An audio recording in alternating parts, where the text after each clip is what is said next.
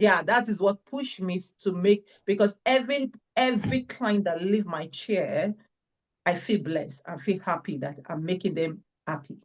So this is what pushed me and give me the strength to keep going on this business.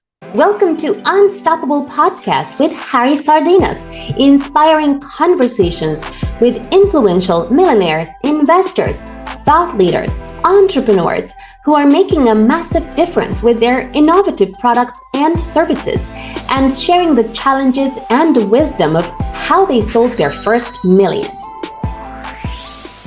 How would you like to achieve your first million? And today we have a serial entrepreneur with us, meaning serial because she owns two locations, one in Spain and one in Africa. And Lee, she's the innovative founder of Leevenchybrand, a transformative brand Yeah.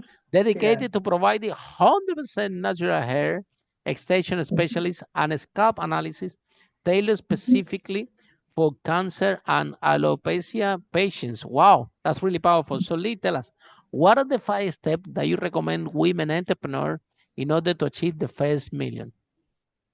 Number one, I would say set your goals. Always know what you want at the beginning, because most times, most women, they end up doing so many things and they don't know what they want. They always spread their wings everywhere.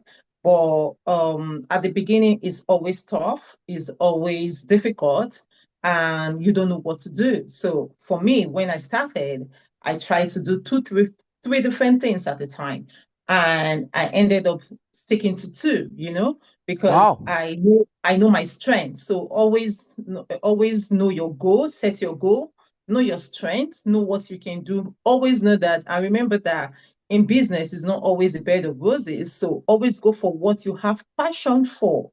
You have to go for what you have, make your passion be your gift. Like, turn your passion into your gift, or turn your gift into your passion, whichever way you want to put it.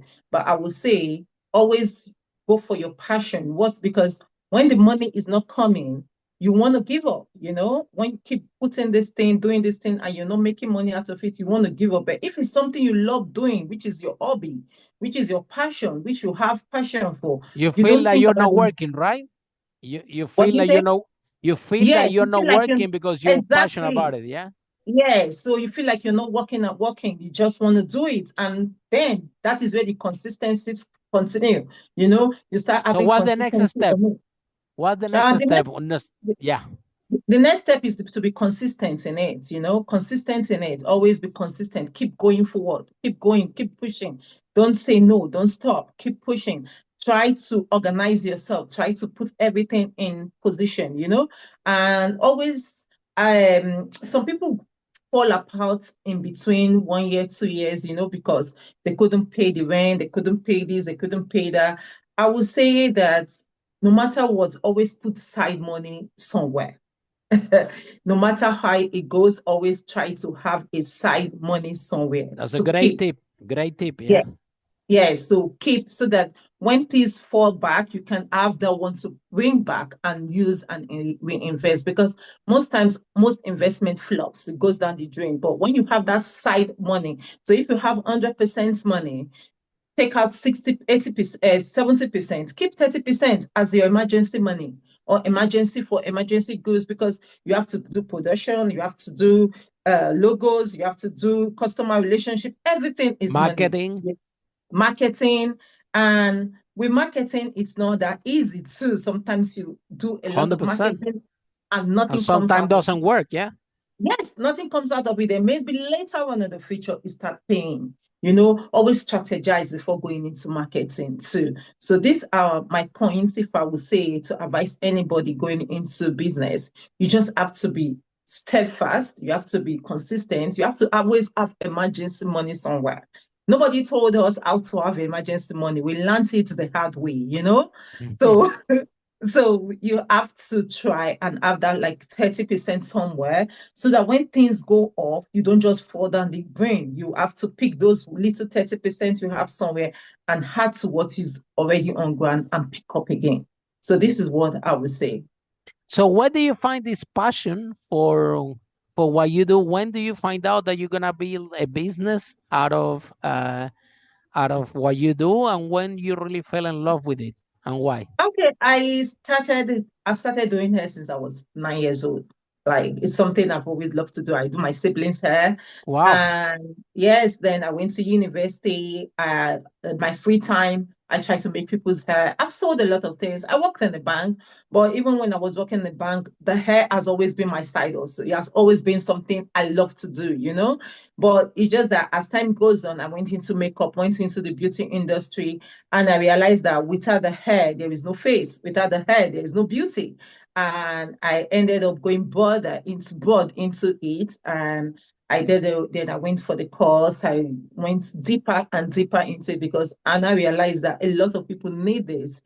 So a lot of women here, they can't even come out without their hairs. Their hairs make them depressed. Some get sick, some cancer, alopecia, and the rest. So and I got into this more passion about it because of the love and care I have for women.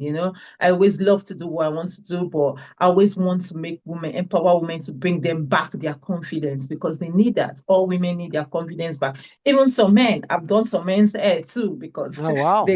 yes, they don't feel good. They don't feel confidence of themselves. They don't want to come out. They feel depressed. So I decided and I entered and ended up being into it professional through when I have a strong heartbreak. And it's not really an heartbreak. I lost my brother and I lost my dad when I was young. And all these things makes me be the woman I am. So I have to push to make people be who they want to be, to give them back their confidence. The only way I can do this is by using my hand. It's not about pushing to them. It's not, no. Sometimes when my clients come, they sit down and they have nothing to do. I don't give them the mirror. They're like, I hate seeing myself.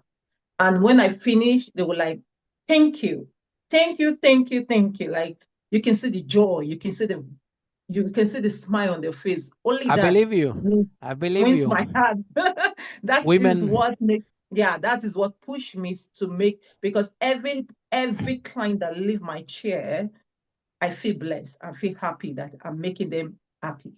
So this is what pushed me and give me the strength to keep going on this business. Follow us for more interviews with world's most influential, audacious entrepreneurs that overcame challenges and adversity, providing you with the blueprint of how they sold their first million so you can grow your business exponentially.